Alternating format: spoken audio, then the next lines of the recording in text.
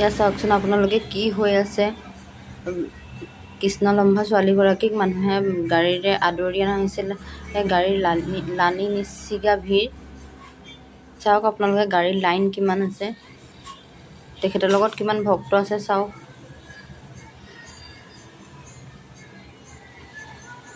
তেওঁ বৰ্তমান আহি আছে, গাড়ীৰে আহি আছে। আহি পেলাই আহি তেওঁক সকলোৱে সেৱা সৎকাৰ কৰিছে। কিছুমানে গামোচা পাৰি দিছে, কিছুমানে ভৰিত ধৰি সেৱা কৰিছে।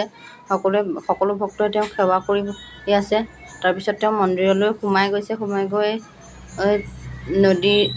নদীৰ পৰা অলপমান পানী লৈছে। পানী লৈ তেওঁ মন্দিৰৰ ভিতৰলৈ যাব। ভিতৰত গৈ পেলাই চাওকচোন আপোনালোকে কি কৰি আছে। আচলতে ময়ো বুজি পোৱা নাই কথাবিলাক, তথাপিও নিজে বুজিবলৈ চেষ্টা কৰিছোঁ আৰু।